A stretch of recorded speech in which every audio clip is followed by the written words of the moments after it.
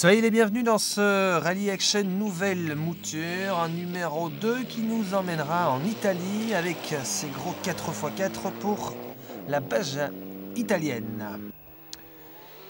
De la Baja à la Norvège, il n'y a qu'un pas, du moins dans Rally Action, avec le Rallye de Norvège, candidat au championnat du monde des rallyes, tout comme le Portugal, avec le premier rendez-vous très pluvieux dans les collines du Portugal enneigées. Enfin, direction la Belgique et Maasmechelen pour le championnat de rallycross.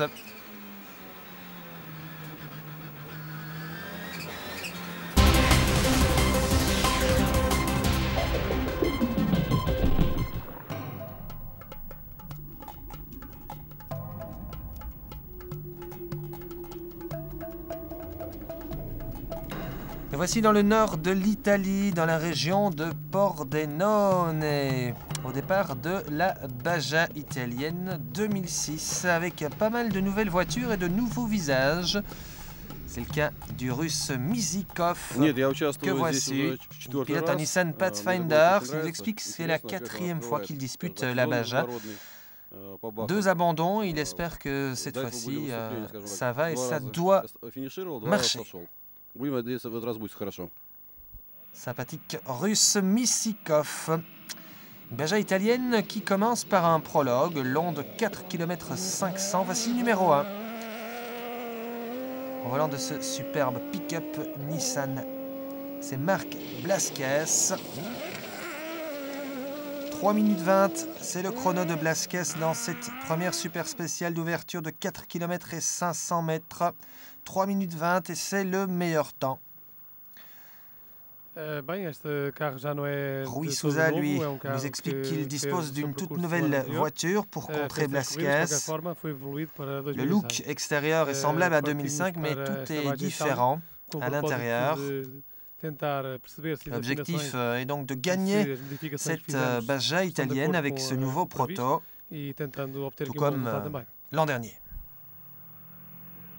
Rui Souza, vainqueur l'an dernier, grand adversaire de Marc Blasquez. Et on poursuit cette revue d'effectifs durant ce prologue avec, écoutez, ce prototype Fornasari RR450 de Mario Ricci. Là, c'est une Renault Mégane, prototype également. Piloté par Riccardo Colombe. Alors, Ricci a signé le 6e temps et Colombe le 4e temps. Et là, c'est une vieille connaissance. C'est le double vainqueur moto du Dakar. L'Italien Eddie Orioli. Il pilote cette Isuzu pick-up du team Claire Regazzoni. 7e temps pour Eddie Orioli. Voici Misikov, le russe, avec son Nissan Pathfinder. Qu'il découvre, 9e temps pour Misikov. Il explique que c'est la première fois qu'il pilote cette voiture. C'est une ex-Shinozuka. 9e temps donc pour le russe Misikov. Un voisin belge au départ, Joost van Kovenberg, au volant de ce Toyota Land Cruiser. Il termine à une modeste 13e place. Alors qu'un autre russe pointe le museau de son Nissan Pathfinder, c'est Leonid Novitsky. Toute nouvelle voiture, nous explique-t-il. Il est à peine utilisé au Dakar et quelques modifications ont été apportées à la Nissan pour disputer ces Bajas beaucoup plus sinueuses et tortueuses que les longues pistes du Dakar. Novitsky, 14e temps, chrono à 18 secondes.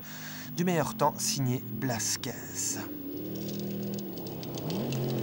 Voici Giuseppe Fornasari, l'auteur, le créateur, le concepteur de ce prototype.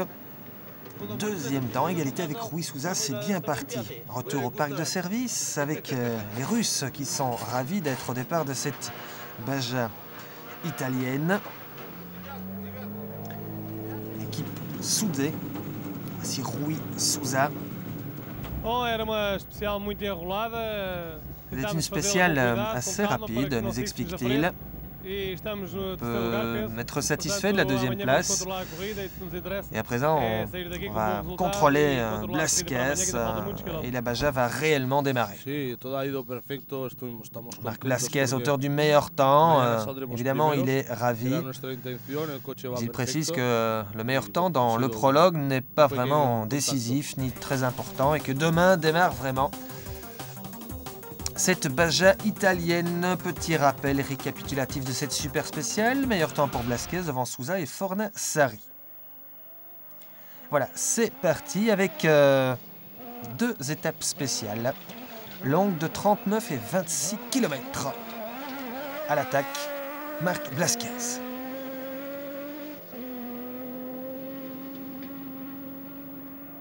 Des spéciales qui sont tracées dans le lit de certaines rivières asséchées, qui empruntent des portions assez rapides, sur des pistes très glissantes avec des petits gravillons en surface. Et c'est Rui Sousa qui va le mieux s'en sortir dans ces deux premières spéciales de 39 et 26 km. Mais il ne pointe en tête qu'avec une seule petite seconde d'avance sur Blasquez. C'est donc très très chaud d'entrée entre le proto de Sousa et le Nissan de Blasquez. Voici Mario Ricci.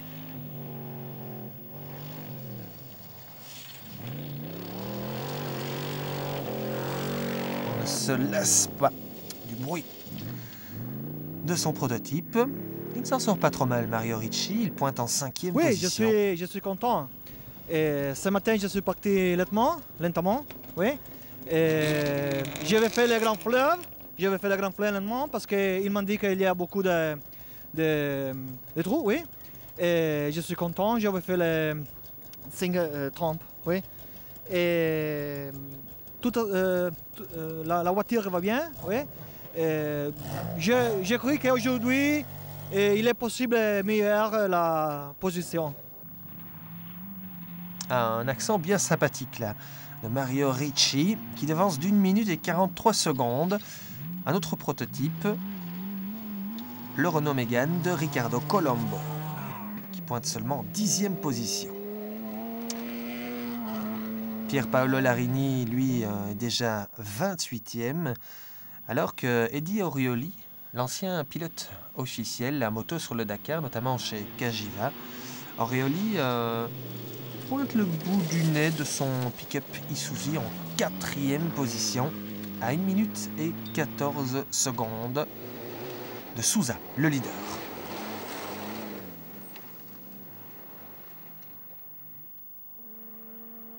C'est le Russe Missikov qui donne du grand gaz avec son Nissan Pathfinder.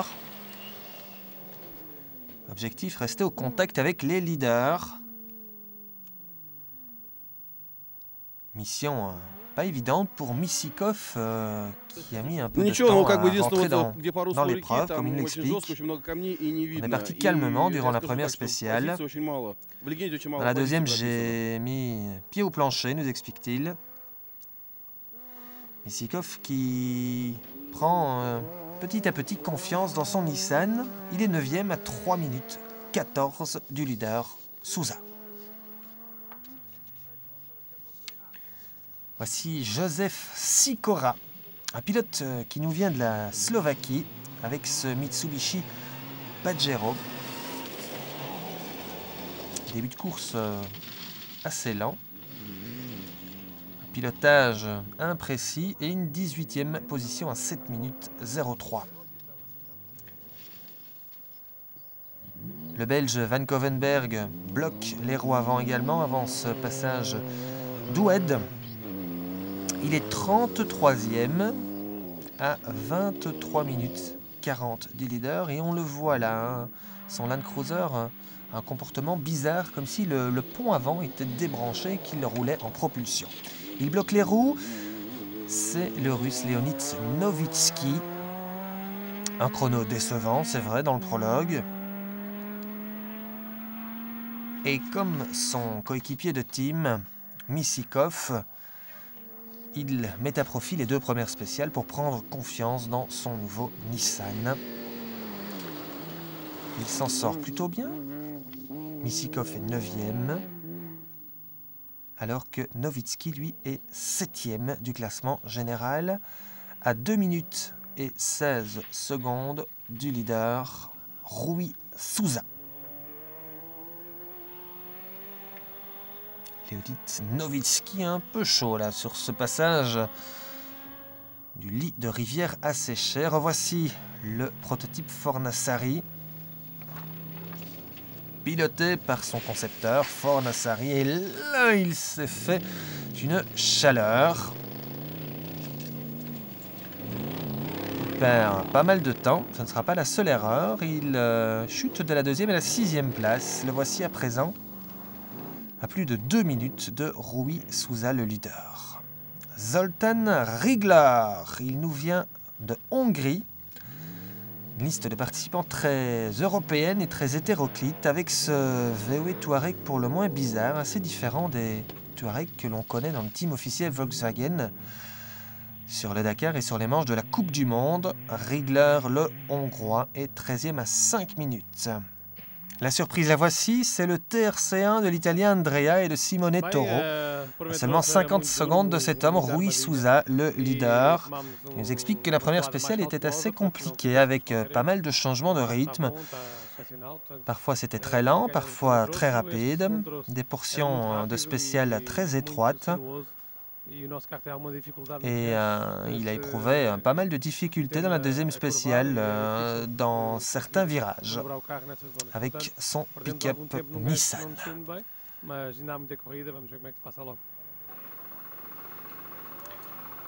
Peu de travail sur le pick-up au service d'assistance. Un petit coup de lime par-ci, un petit coup de resserrage là. Et Marc Blasquez, qui est ravi. Problème pour lui, c'est d'ouvrir la piste, comme il explique. Problème également dans la deuxième spéciale avec le système d'interphone entre lui et son copilote, ce qui a failli entraîner un accident où il a évité un arbre de peu. Problème qui va être résolu au service d'assistance où l'on retrouve les deux Nissan russes avec un Novitski plutôt ravi.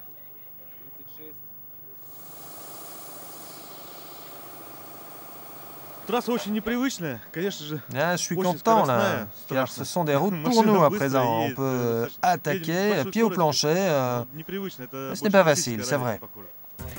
Ceci étant, ils sont ravis du résultat. Un petit coup d'œil après 2 spéciales, Souza en tête.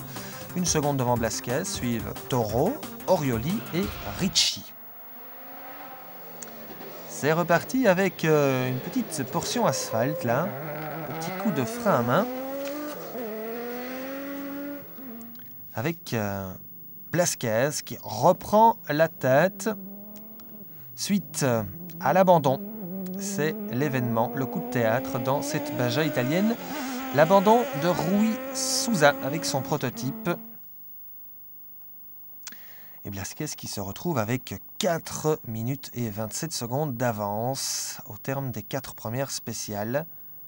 Et 7 minutes 19 au terme de la première journée. Voici Eddie Orioli là tout au loin avec son Isuzu pick-up. L'expérimenté Orioli qui pointe en 2e position. Voilà de cette voiture nouvelle qui a été mise au point notamment par Hubert Auriol, ancien vainqueur à moto également du Dakar durant le Dakar 2006. Lenoit Novitski continue de nous surprendre. Le voici, le russe, à présent, tenez-vous bien, 3e avec le Nissan, mais à 10 minutes 08 quand même du leader, je le rappelle, Marc Blasquez, suite à l'abandon de Rui Souza.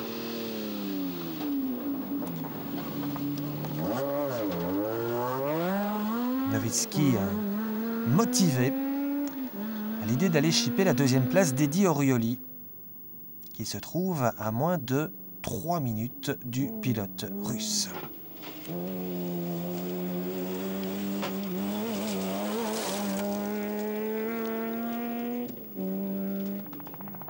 Derrière le Russe, un Tchèque avec ce Mitsubishi Pajero tout en glisse. Et en rebond, c'est le Tchèque Miroslav Zapetal. Lui aussi est motivé par le pilote qui est devant lui. 1 minute 49 seulement derrière Lenoïd Novitsky.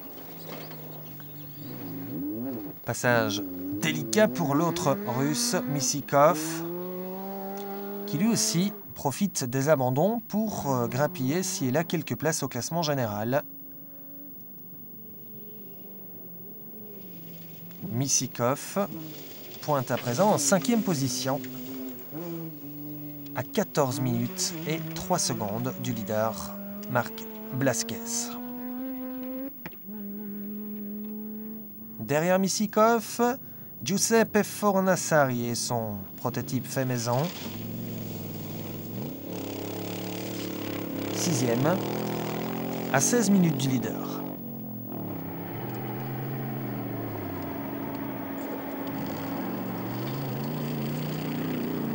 Mais seulement 22 secondes devant le Slovaque, Sikora. Les frères Sikora qui pilotent ce Mitsubishi Pajero, beaucoup plus agile que le prototype Fornassari, qui mettent à profit les spéciales plus étroites de l'après-midi. Tino Schmidt, au volant de son Pajero, pointe lui en 8e position. À moins d'1 minute de Sikora. Un duel là pour la 7e place entre les deux Pajero courts.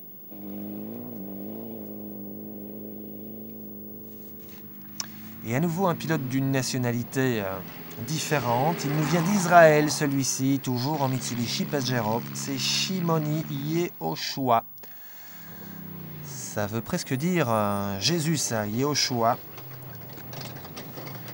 Peu habitué des rallye raid, il est 9e et là c'est un problème pour Zoltan Rigler, le Hongrois avec l'énorme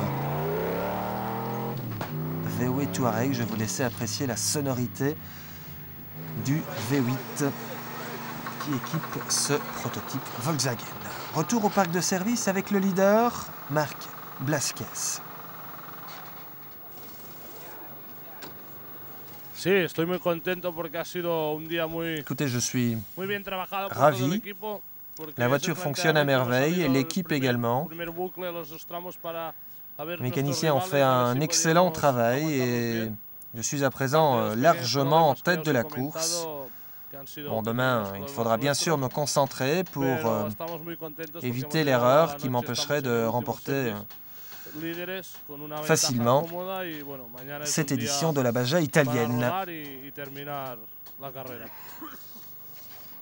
Blasquez plutôt confiant et dans le camp russe, on a le sourire avec les 3e et 5e positions de ces nouveaux pilotes dans les Baja.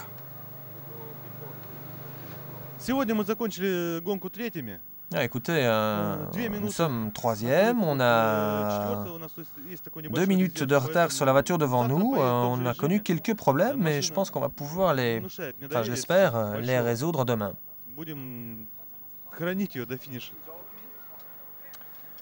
Dans le camp Fornassari,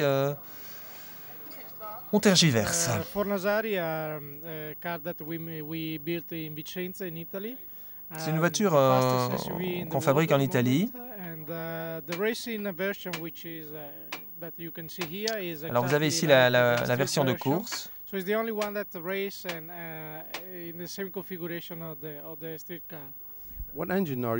Quel moteur vous utilisez? On utilise un moteur Chevrolet, un 6 cylindres. Mais on l'a considérablement modifié. Alors, quelle position vous espérez? Je pense qu'on est certainement 2e des Italiens. Peut-être. On était 3e pendant la journée, là on est 6e. On a eu quelques problèmes qui nous ont fait tergiverser là, avec les radiateurs. On a perdu environ 5 à 6 minutes. Chez Isuzu, on répare, on affûte le pick-up d'Eddie Orioli, qui est 2e. c'était passé très bien. On a pas mal le classement d'aujourd'hui. On est deuxième, première de diesel, mais la course, c'est demain qui va finir. Par contre, il faut faire très attention. On a les Russes et les Tchécoslovaques qui roulent pas mal derrière moi. Ils sont à 3 minutes. Par contre, il faut faire attention à ne pas faire des erreurs. Il y a beaucoup de cailloux, beaucoup de trous, et des arbres aussi dans la deuxième spéciale. Il y a pas mal de trottoirs à passer, des petits ponts, et il faut faire toujours attention. C'est juste ce deuxième spécial, on a vu que vous avez presque fait une sortie là, hein? En sortie de la route. Dans une virage droite sur le goudron? Sur les goudrons, oui. Et parce que ça, on passe dans la terre, dans le terrain, de la grave, à l'asphalte. Et là, les pneus, il prend l'asphalte et la voiture, il change la direction tout de suite. Et là, c'était dangereux de faire un tonneau. Est-ce que vous avez roulé à 100% aujourd'hui? Je pense que les premières 3 tours, 90, pas 100%, parce que c'est pas la peine de casser la voiture, parce que je savais que le terrain il était cassant. Je suis parti fort, mais pas à fond, parce que je voulais voir la différence avec les autres. Et je savais déjà que Marc il roulait plus vite que moi, parce qu'il a une autre voiture essence qui roule plus vite, Sosa aussi. Mais je savais aussi que je pouvais faire pas mal de classements. Alors jetons un coup d'œil justement au classement de cette première journée. Blasquez devant, Orioli, premier diesel, il nous l'a dit. Le Russe Novitski est 3e, Zapletal est 4e. Deuxième journée de course, il est 7h34 au petit matin. On le voit, il fait encore un peu frais. Le pilote vient pointer son carnet de route et Blasquez se présente au départ de la première spéciale en compagnie de son copilote Lucas Cruz. Concentration et c'est parti.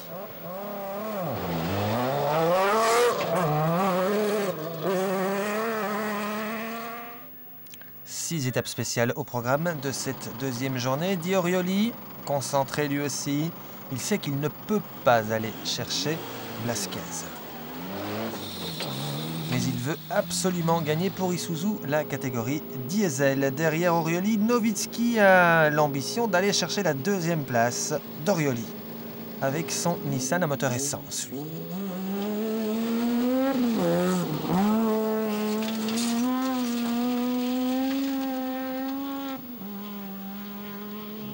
Et dans le clan des Russes, l'objectif secret à moitié avoué, c'est bien sûr d'avoir 2 voitures sur le podium.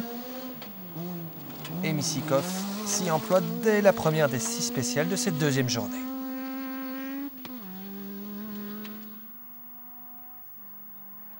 Là-haut, tout en haut, inaccessible, Marc Blasquez poursuit son festival en tête de la Baja italienne. S'en avance, grimpe à 10 minutes avant de culminer à 12 minutes à 2 spéciales de l'arrivée. Apparemment, c'est dans la poche pour le pilote du Nissan Pickup.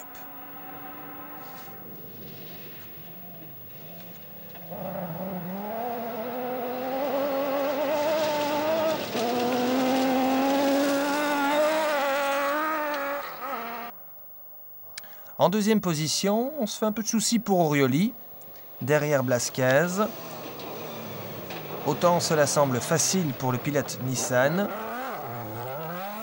autant la pression se ressent chez Orioli, menacé par les Nissan à moteur essence beaucoup plus puissants et performants du team russe. Mais Orioli est un vieux briscard du Dakar qu'il n'a pas remporté 2 fois à moto par hasard.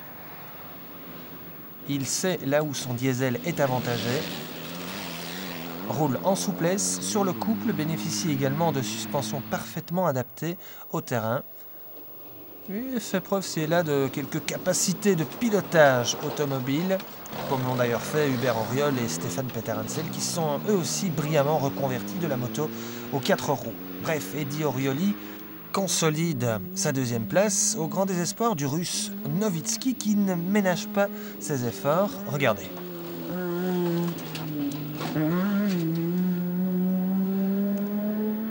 Le Nissan rebondit. Le Russe force la cadence. Mais il confond parfois vitesse et précipitation. Accélération et motricité. Et l'écart avec Orioli grimpe. De moins de 2 minutes, il passe à 3 minutes et 36 secondes à 2 spéciales de l'arrivée. Zapletal, lui, ne peut suivre le rythme de Novitski.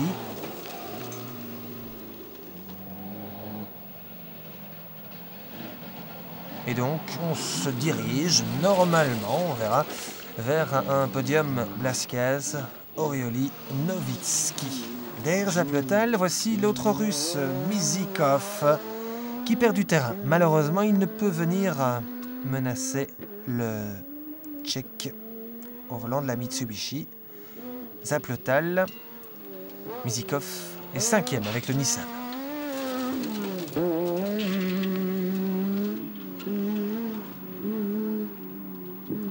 Derrière lui, Fornassari et son mélodieux prototype perd une place. Il était 6e ce matin, le voici 7e.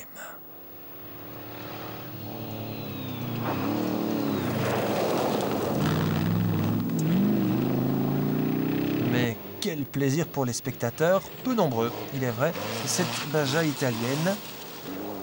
Voici Joseph Sikora qui a dépassé le prototype Fornassari avec sa Mitsubishi et se retrouve 1 minute 35 devant. Tino Schmidt, il est 8e.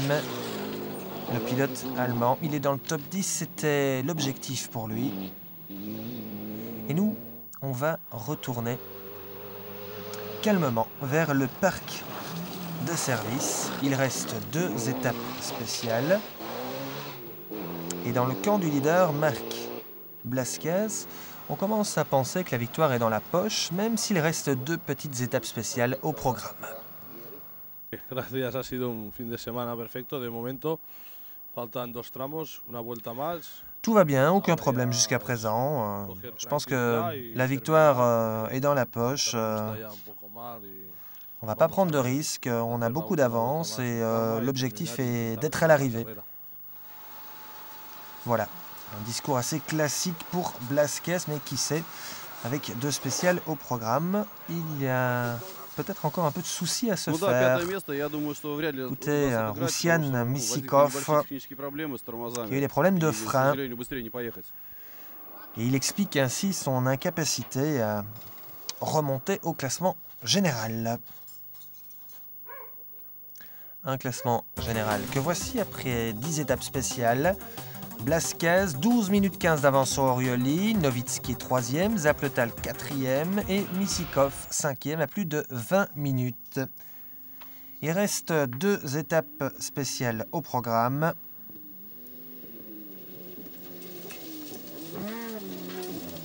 Leonid Novitski assure sa position sur le podium. Il termine 3e derrière Eddie Orioli. 2e place inespérée pour lui, car n'oublions pas que l'Isuzu est un moteur diesel beaucoup moins puissant que les moteurs à essence. Orioli 2e, vainqueur en catégorie diesel. Et voici le vainqueur incontestable. Rien n'a changé pour lui dans les 2 dernières spéciales. Marc Blasquez impose son Nissan Navara devant Eddie Orioli et Leonid Novitski.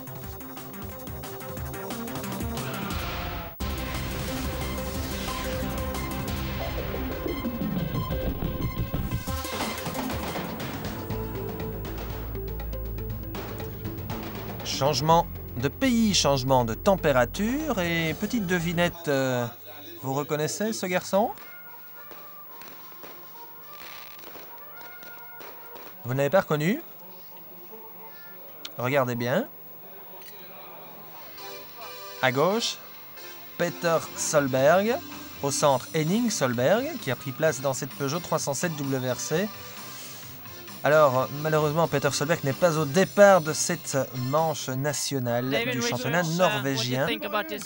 Et là, on écoute David Richards, invité bien sûr, car ce rallye de Norvège compte participer au prochain championnat du monde. Raison pour laquelle David Richards est là. Il nous vante les mérites de ce rallye. Beaucoup de monde, très bonne organisation. Les pilotes et les organisateurs sont plutôt optimistes à l'idée d'intégrer le championnat du monde. Moi, je pense qu'ils ont raison. Et ce serait une excellente idée de joindre la Norvège à la Suède pour avoir 2 rallyes disputés sur la neige en hiver dans ce championnat du monde. Future mouture, championnat qui se déroulerait à cheval sur 2 années. Un peu comme les championnats de football chez nous en France. Et voici Henning Solberg, le grand favori avec cette Peugeot 307 WRC. Mais attention, les organisateurs ont fait appel à quelques pointures du championnat du monde. C'est le cas de l'expérimenté Daniel Carlsson. Passage très étroit, mais ce rallye qui ressemble très fort au rallye de Suède. Carlsson qui pilote la Mitsubishi Lancer WRC et qui, après 4 spéciales, pointe à 31 secondes de Henning Solberg. Voici Thomas Schie avec sa Ford Focus WRC. Feldoserad exit. 30. 6 höger till krön, 40 och 2 vänster plus halvlång. Le Norvégien qui a du mal à se battre avec Carlsson et Solberg, il pointe déjà à plus de 2 minutes. Rune Dalsjö pilote une ancienne Lancer. Il va perdre près de 20 minutes dans un mur de neige. Voici Tord Linrud, ancien pilote Toyota, au volant de cette nouvelle Peugeot 206 WRC. Nouvelle pour lui, il est 7e. 2 places derrière la Subaru de Morten Ostberg. Krøn i svak høyre, min over krøn 20 og tverr venstre. Min, hold inn. Til medium høyre, nyper K, hold inn. Til medium venstre 20. Kort svak høyre, krøn 20 og tverr høyre, min, nyper 20. Ostberg particulièrement motivé à l'idée d'aller chercher une place sur le podium. Il pointe à seulement 12 secondes de la 3e place.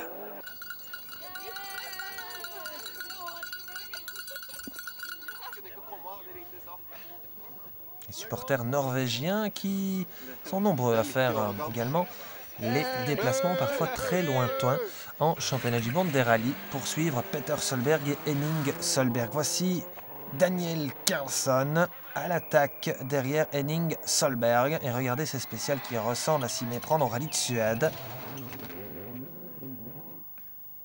Carlsson qui ne parvient pas à suivre le rythme de la Peugeot 307. Il pointe à 51 secondes du frère aîné de Peter Solberg. Henning en tête de ce rallye de Norvège. Peut-être futur rallye du championnat du monde, on vous l'a expliqué.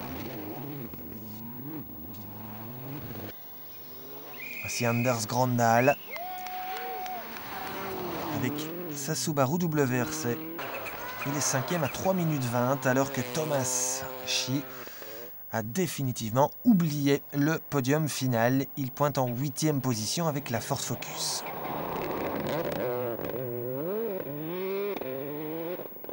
La bagarre pour la 3e place est plutôt excitante avec Ostberg, le pilote Subaru qui est revenu à 4 petits dixièmes de seconde de la Mitsubishi de Juha Salo.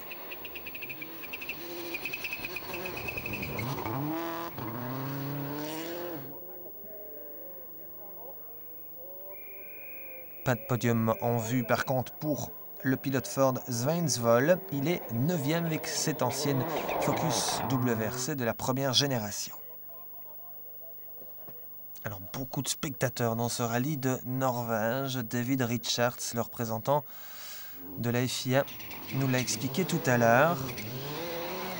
Un profil de spécial qui a séduit David Richards et les observateurs. de la FIA qui vont tout faire pour adjoindre ce rallye de Norvège à celui de Suède. Voici Arne Grøndal à l'attaque dans cette super spéciale du deuxième jour. Et apparemment, il va faire une rencontre plutôt inattendue. Regardez bien. Rone. 3 venstre minus. 150. Il s'agit de la Mitsubishi Lancer de Juha Salo qui est sorti de la route.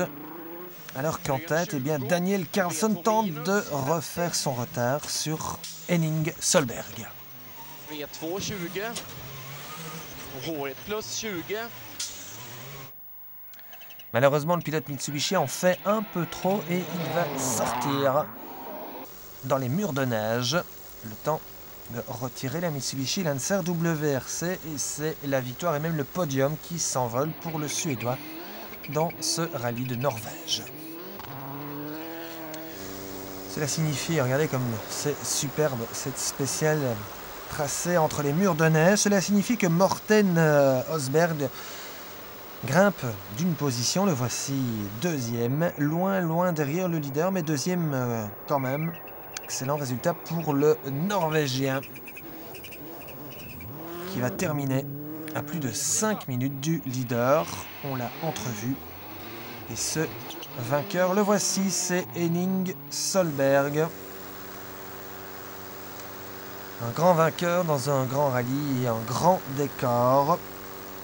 On l'espère, un futur rallye du championnat du monde, ce serait sympa d'avoir cette épreuve en plus de la Suède après le Monte-Carlo. On peut déjà dire qu'Henning Solberg y aura un sacré avantage au niveau des reconnaissances et de l'expérience. Il s'impose donc largement devant Osberg, Grøndal, Tomassi et Svensvold. Et le champagne pour Henning Solberg, vainqueur de ce rallye de Norvège.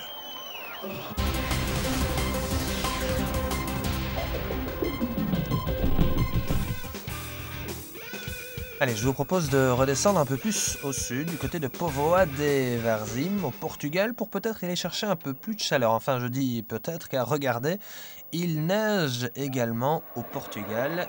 Décidément, madame, il n'y a plus de saison, et c'est dans des ornières de boue, de glace et de neige fondante que se déroule ce rendez-vous du rallye du Portugal. Premier rendez-vous de la saison, avec le premier pilote sur la route qui doit ouvrir et faire la trace, le pilote champion en titre Armindo Araujo, pilote Mitsubishi, victime malheureusement d'une crevaison. Et là, vous avez vu, c'est ce qu'on appelle prendre une corde. Miguel Campos, l'ancien pilote Peugeot, passé chez Subaru avec la toute nouvelle Impreza STI, qu'on reconnaît à sa calandre à 3 visages.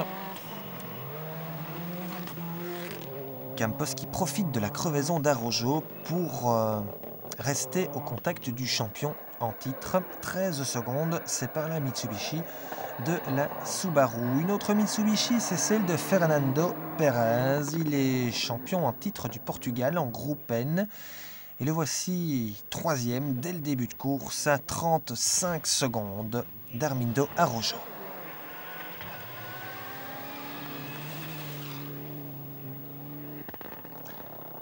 Fernando Pérez en lutte avec Walter Gomes, pilote également d'une Mitsubishi Group N. Gomes que l'on pointe en 4e position à 1 minute 22 du leader Armindo Araujo. Première d'euromotrice sur la piste, la Peugeot 206 Super 1600 de Bruno Magelas. Le plus rapide des Super 1600, il est 5e du général et il devance de seulement 4 secondes José Fontes avec la Renault Clio.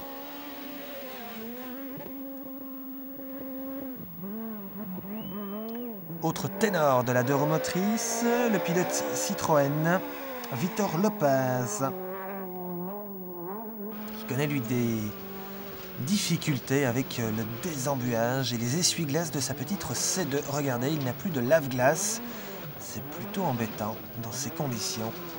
C'est vrai qu'ils n'avaient pas vraiment prévu la neige au Portugal pour l'ouverture du championnat. Et Lopez qui pointe en 3e position du Super 1600, 23 secondes derrière la Clio de Magelas.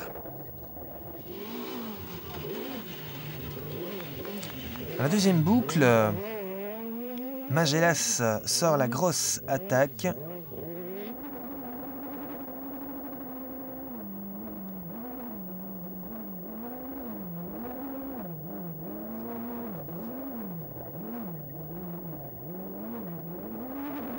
Et le pilote Peugeot s'impose en Super 1600 avec une avance infime, 1 seconde et 3 dixièmes d'avance sur la Renault Clio de José Fontes.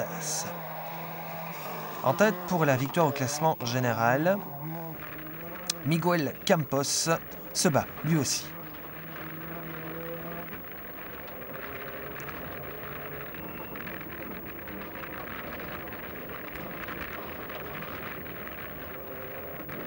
Mais l'ancien pilote Peugeot, en Super 1600, en 2 roues motrices, ne semble pas encore avoir trouvé le mode d'emploi parfait de la Subaru Impreza 4 roues motrices et il doit s'incliner derrière le champion en titre Armindo Arrojo, qui commence la saison comme il l'avait terminée par une victoire avec sa Mitsubishi Lancer Evo 8.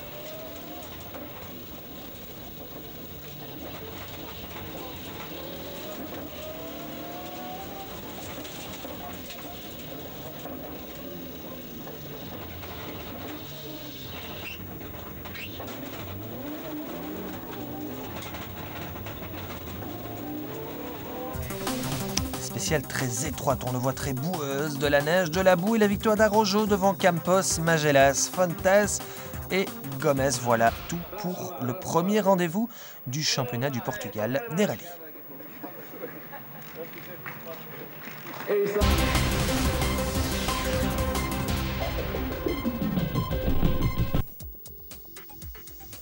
Alors, quel temps fait-il en Belgique, dans le nord de la Belgique, à Maasmechelen, pour l'ouverture du championnat belge de rallycross, avec là aussi une discipline qui est très populaire chez nos voisins, et une nouvelle monture pour Michael de Kersmaker, cette superbe Opel Corsa Super 1600. On se souvient que l'an dernier, Michael de Kersmaker pilotait une Honda Civic en Division 2 et le voici à présent avec une Super 1600 issue du championnat du monde junior des rallyes.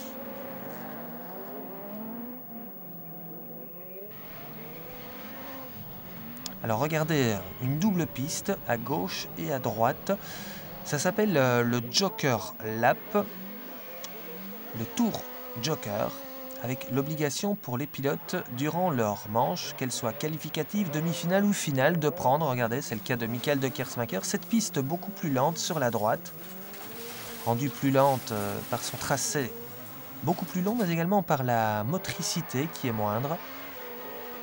De quoi pimenter les courses, mais pas ralentir Michael de Kersmaker, qui nous explique qu'il a choisi l'Opel de chez RML dans sa version rallye avec simplement une boîte de vitesse adaptée au rallycross. Superbe bête de rallye qui devrait faire du Belge peut-être le futur champion d'Europe de la catégorie. C'est à espérer, c'est en tout cas son objectif. Cap sur la Division 1 à présent avec Koen Povels et sa Ford Focus, mais également Ronnie Chevenels au volant de la Volkswagen Golf et Patrick Van Mechelen au volant de la Subaru Impreza WRC sur la droite. Attention, c'est parti pour ces monstres de puissance, les 4 roues motrices turbo.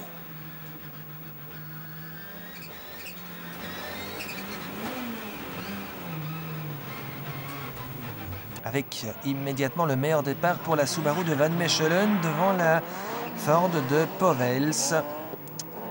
Les deux pilotes belges qui vont se disputer la victoire en Division 1. Pilotage tout en glisse pour Van Mechelen avec la Subaru. Alors que Powell privilégie plutôt la motricité. Deux écoles qui s'affrontent. Et Powell, regardez qu'il doit prendre le Joker Lap, le tour Joker. Il perd beaucoup de temps là sur Van Mechelen qui lui n'a pas encore utilisé son Joker. Van Mechelen qui s'impose néanmoins, et la neige fait son apparition également chez nos amis belges après le Portugal et bien sûr la Norvège. Elle vient perturber quelque peu le déroulement de la journée de ce championnat de Belgique.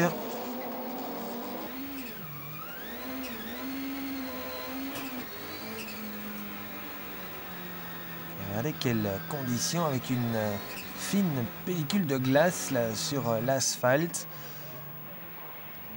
Et on retrouve Jochen Cox avec la VW Golf qui a pris le Joker Lap. Powell ne l'a pas pris et Cox va s'en sortir de justesse face à la Ford Focus de Powell à l'intérieur qui tente une manœuvre d'intimidation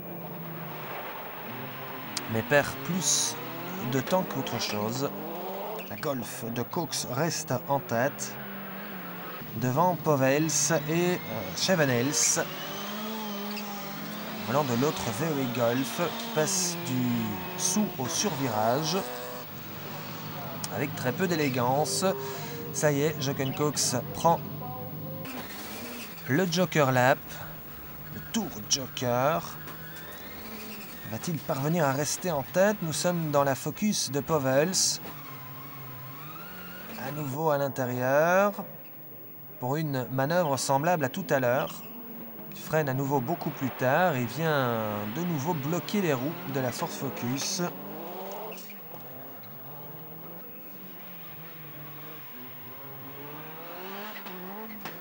Powell qui semble à présent résigné, d'autant plus qu'il doit à présent utiliser la partie plus lente du circuit. Jochen Cox ne l'attend pas avec la Golf. Par contre, derrière, c'est Chevenels qui revient avec l'autre Golf. Tenter un extérieur, un petit coup de frein à main, il se touche légèrement. Chevenels a l'avantage de la position et va repasser à l'intérieur des problèmes apparemment pour Powell. Regardez comme il est au ralenti. Il semble complètement arrêté, comme s'il ne voyait plus rien. Son pare-brise. Même peut-être tout simplement d'essuie-glace, et c'est Jochen Cox qui s'impose sous le soleil revenu à Van Mechelen. Voici à présent au départ de la finale de la division 1A, division réservée aux voitures d'Euromotrice modifiées. Nous sommes avec Michael De Kersmaker qui prend un excellent départ là. Derrière la Peugeot virevoltante de Peter Wingeroots. Voilà, c'est assez chaud là, ce premier tour en division 1A. Le pilote Peugeot qui va sortir de la piste et se retirer, laissant donc Michael De Kersmaker prendre une avance plus que confortable et énormément de confiance pour sa toute première course au volant de cette nouvelle voiture, l'Opel Corsa Super 1600, une voiture issue du championnat junior WRC. Première victoire de la saison pour Michael De Kersmaker. On se souvient qu'il avait perdu l'an dernier le titre face à Pino Macchi dans la dernière manche, suite à une casse de boîte de vitesse. Et là, il commence bien la saison devant Van den Brand, Veltman, Coquelin et Mertens. On attend à présent les monstres 4 roues motrices turbo de plus de 500 chevaux, les divisions 1. On a vu la Golf de Chevenels, voici celle de Jochen Cox. La Subaru de Patrick Van Mechelen. Et au centre, le numéro 1, c'est le néerlandais Jos Kuipers. vainqueur d'un nombre impressionnant de manches en championnat de Belgique l'an dernier, champion en titre. J'ai l'impression que Kuipers a complètement loupé son départ. Il est 4e là derrière Schevenels, Van Mechelen et Jochen Cox. Les pilotes qui ne prennent pas le tour joker.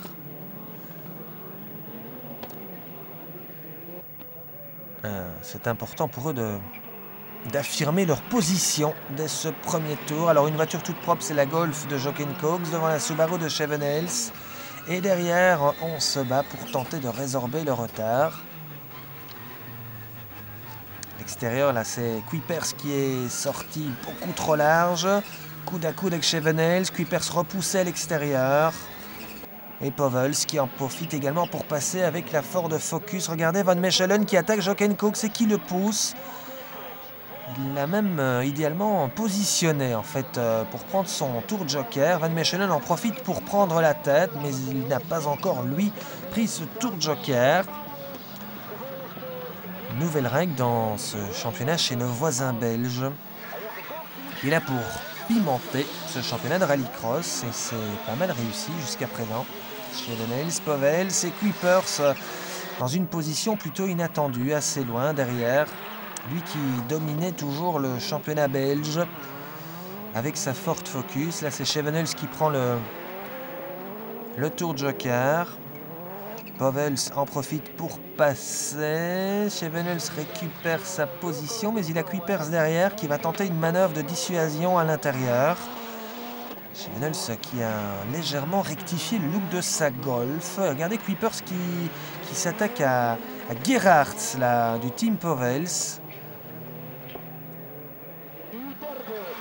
Alors que Van Mechelen est toujours en tête et file vers la victoire. Du moins, c'est ce que l'on croit ou on espère selon le passage dans ce tour joker dont ne va pas profiter. Voilà, Jochen Cox. Donc, apparemment, la victoire est dans la poche pour Patrick Van Mechelen. Pilote Subaru. Là, c'est apparemment c'est Gerhardt, c'est les Kuipers qui sont passés et on a assisté à l'abandon de Povels suite à un problème moteur. Alors qu'en tête, Van Mechelen s'impose pour ce premier rendez-vous du championnat de rallycross chez nos amis belges. Van Mechelen devant Cox, Gerhardt, Kuipers et Schevenels.